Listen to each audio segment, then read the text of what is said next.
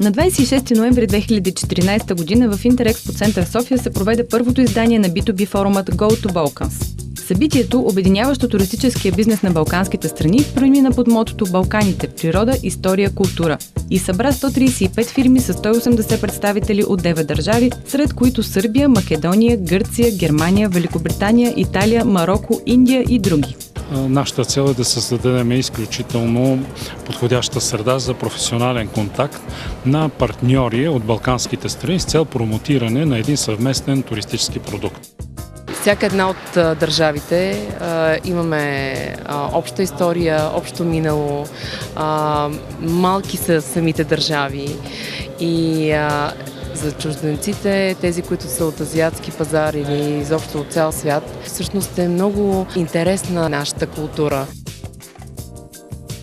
Балканите са една изключителна мозайка от природно и културно разнообразие и в този смисъл за нововъзникващите пазари и за по-далечните пазари Балканите се явяват силни с това многообразие. И всъщност този комбиниран туристически продукт е насочен към пазарите на Северна и Южна Америка, на Далечния изток, възникващи пазари на Китай, на Индия, на Бразилия, на Аржентина, както и традиционни пазари като САЩ, Скандинавия и Япония.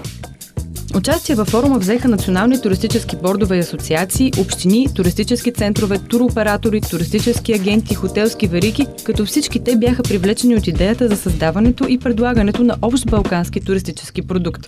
Освен възможност да се представят със щанд, организаторите бяха подготвили за участниците маси за преговори с автоматичен електронен календар, чрез който могат предварително да организират срещите си по време на изложението и по този начин оптимално да оползотворят времето си и да създадат контакти според спецификата и нуждите на бизнеса си. We can make routes that go through most of our countries and offer that to the Europe and the world. And I think that we would be successful. There are already attempts and agencies and tour operators working like that. Only as a region we could have a voice that could be heard, not just in tourist industry. Концепцията за създаването на комбинирани пакети и маршрути е нещо, което отдавна вълнува туристическия бизнес на Балканите, но за да заработи успешно идеята, за нея трябва да се работи целенасочено и с обединени усилия. Доколку действуваме заедно, интегрирано како една дестинација Балканите, имаме возможност да донесеме од далечните страни туристи, заинтересирани да видат повеќе страни во еден тур. Значи, затоа сме убедени нашите проекти кои ги реализираме се во таа насока и веќе даваат резултати. По време на събитието се проведоха редица презентации, насочени към професионалистите, като сред тях беше съвместна презентация на Българското министерство на икономиката и енергетиката и Световната асоциация за приключенски туризъм, основана в Сиатъл. Асоциацията си е поставила като приоритет представянето на югоизточната част на Европа, в частност Балканите, като район изключително атрактивен от гледна точка на природни ресурси. Adventure Travel Trade Association, бидейки глобална организация, работи с различни дестинации. И преди 2 години имаше презентация в една от страните на Балканите, в Черна гора. И оттам се появи все по-голям интерес за работа с цялата дестинация на регионално ниво. Края на август, началото на септември проведохме едно опознавателно пътуване в 3 от държавите на Балканите.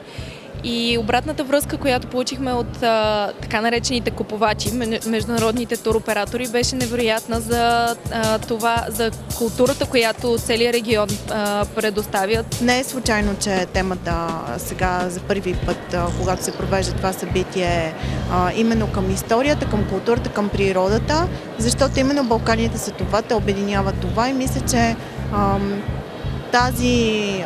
тази концепция трябва да я използваме и в цялостната си платформа. Форумът Go to Balkans бе интегриран с 5-та международна среща на туроператорите в Пловдив, като обединени двете събития предизвикаха значителен интерес сред партньорите от по-далечни пазари, защото в рамките на няколко дни те имаха възможност да се запознаят с множество представители на туристическия бизнес и да получат достъп до множество услуги и пакети. Заради големия интерес от страна на бизнеса, плановете за следващото издание на форума вече са факт. Предстои да има семинарна част с международни лектори, както и организирани турове за участниците, които да демонстрират предимствата на комбинираните пакети. Определена е и датата на събитието – 24 ноември 2015, а заявките за участие вече са започнали.